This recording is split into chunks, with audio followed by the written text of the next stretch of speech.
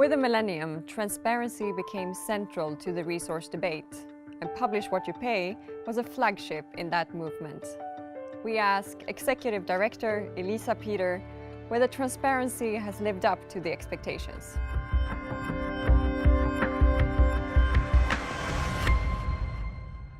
Tell me, why is transparency important? Why should I care about that? Transparency is a cornerstone of good natural resource governance. When people have access to information about where those resources lie in their country, how much there is in terms of mineral, oil, gas resources, how much they're worth, how much the country is getting when they're exploited and where that money goes, then there's a possibility of public oversight over the sector. So if you look at the science, is there an empirical correlation between transparency and economic growth, for example? Definitely. There are studies that show that the more transparency measures and initiatives and laws are present in a country, the more the per capita income grows. I think there are some figures that show that up to 300% increase in GDP per capita when there are good transparency laws in place in some countries. But now, transparency in itself is hardly a contentious concept, yet there is a lot of resistance. Who benefits from opacity? So that's a really good question. Who benefits from corruption? And the answer to this question is very difficult. Often we don't know.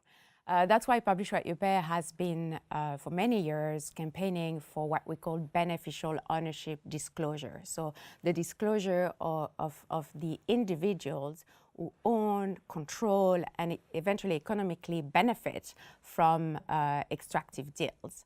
So increasingly, countries have passed legislation, including the United Kingdom, to disclose the beneficial owners of extractive companies. But often, to this day, we find out who really benefits through scandals. And thanks to the work of very courageous investigative journalists and anti-corruption activists who dig into the information that's available and come up with cases of scandals. You've heard about the Panama paper, the Paradise paper, and a lot of the scandals in those papers are related to the extractive sectors. In very practical terms, how do corrupt transactions take place? There is a high-level court case taking place right now that involves two large oil companies, Shell and Eni, as well as a former oil minister from Nigeria. And there are allegations of corruption which involve all three parties, whereby this former oil minister would have acquired a major oil field off the shore of Nigeria called OPL 245 through a company in which he allegedly had majority stake. Years later, after he left government, he would apparently have sold that offshore block to the two companies, Shell and Eni, that are involved in the court case, for about $1 billion. So the court is currently investigating these allegations of corruption, which are denied by the parties, but it's potentially $1 billion that never reached the state coffer of Nigeria and never reached the citizens of Nigeria. Do you feel that this is a typical case of corruption? Corruption has many different faces. That particular case illustrates one aspect of corruption, which is when people in position of power take advantage of the power they have to benefit personally from oil, gas, or minerals. But there's many other phases of corruption that involves cryonism, when you give special access and special rights to people of your family or friends. There's illicit financial flows and offshore bank accounts. And let's not forget that corruption is facilitated by a vast and complex network of bankers, of legal and accountancy firms that also benefit and facilitate those illicit financial transfers and in the extractive sector. Is there more corruption in the extractives than other sectors? So the OECD estimates that 1 out of 5 cases of transnational bribery occurs in the extractive sector. So by nature, the extractive sector is a very opaque nature. And transparency, remember, transparency happens by design, not by accident. Unfortunately, a lot of players in the extractive sector have for many years resisted efforts to bring more transparency and accountability in the sector. And companies like ExxonMobil, for instance, have sued the United States government to block the passing of key pieces of legislation that were intended to promote more transparency and accountability in the extractive sector. Would you say that the extractive sector is an opaque sector, but isn't it also because there's a lot of money involved? Definitely, billions and billions. But there's been a lot of progress in the extractive sector with a lot more information being disclosed on the payments and the amounts of money that are generated by the extraction of oil, gas, and minerals. And mandatory disclosure legislation, which is a piece of legislation that's now in place in more than 30 countries, have contributed to about $100 billion being disclosed in terms of the payments and the financial flows that are associated with the sector. Let's take a step back. Publish What You Pay was launched in 2002, more than 15 years ago. Has there been sufficient progress? What would you say has been achieved over these 15 years? So I definitely see the glass half full rather than half empty, and I think there's been tremendous progress in the amount of information that's available now in the extractive sector. And I'd like to focus maybe on three of those achievements that I think are key in the sector. The first one is around mandatory disclosure legislation. The second one is about the breadth of the EITI. And the third one is around contract disclosure. So in terms of mandatory disclosure, 30 countries now around the world have passed and implemented legislation that requires companies, extractive companies, oil, gas, and mining companies, to disclose all the payments they make to governments in which they have extractive operations. Nearly half of the big listed oil, gas, and mining companies now publicly disclose that information. So for instance, we know that for last year in 2017, Shell paid the government of Nigeria about $4 billion for the oil they're extracting in Nigeria. So there's a lot more information about those payments now than there were 15 years ago.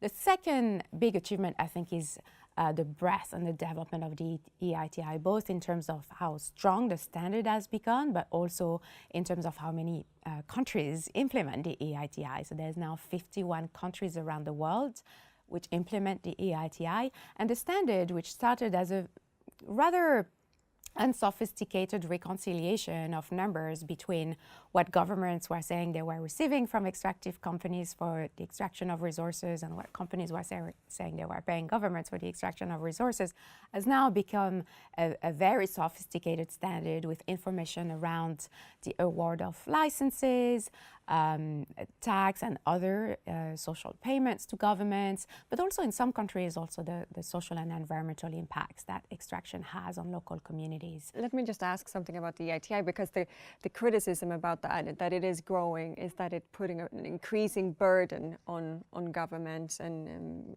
countries. What do you respond to that?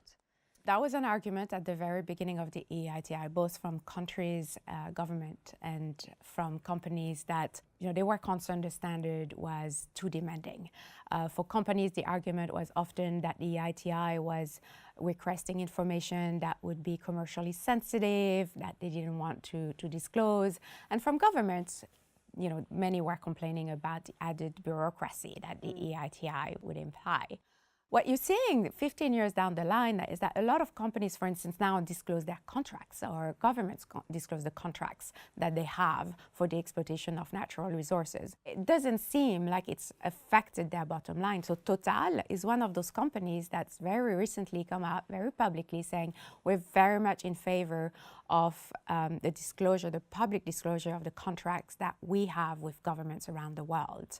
So they're very much encouraging governments to disclose the terms of the agreement that they have with Total. And 15 years ago, that was unimaginable. So I think there's been progress and a slow but sure realization that disclosure doesn't necessarily affect your bottom line.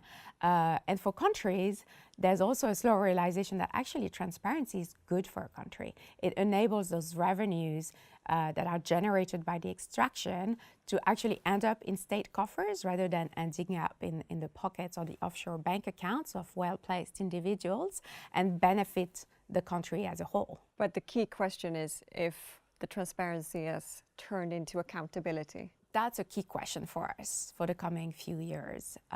Transparency doesn't always automatically lead to accountability, and accountability doesn't always lead to progressive social change. So we need to better understand the very complex linkages between the availability of information on one hand and the use of that information by citizens in resource-rich countries to bring about positive behavioral changes in the sector. And a lot of the research that's available today shows that there's tenuous evidence at the moment that increased availability of information and data in the extractive sector has led to less corruption, has led to better governance of the sector. You are talking about that we're making slow progress, but there are other aspects in today's political environment. There are forces that are working in a different direction. Have global efforts to some extent gone in reverse? And we're talking about the trade tensions, nationalism, opacity, maybe especially in the US. Do you see that tendency as well?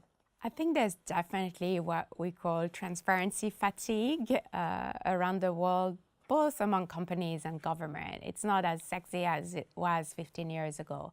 And there's a key issue for us that we're grappling with increasingly around the world, which is what we call the closing civic space. So the fact that transparency is not an end in itself. Transparency is only useful if and when citizens of resource-rich countries have the ability and the rights to use that information to challenge very powerful economic and political interests. Because that's what it is. When you challenge and address corruption in the extractive sector, you usually challenge very powerful vested interest in the sector. And so the backlash is often very strong. So a lot of Publish What You Pay members experience intimidation or worse, violence, imprisonment, and sometimes murder when they're using information that's been provided to, hold powers to be to account. So what are the priorities moving forward? How will you make transparency sexy again? The first priority is to better understand the linkages between transparency and accountability. What has worked, what hasn't worked, what needs to be in place for transparency to lead to accountability. Transparency is not an end in itself. It's not a silver bullet. It needs to be supported by a wider range of social, economic, and political policies.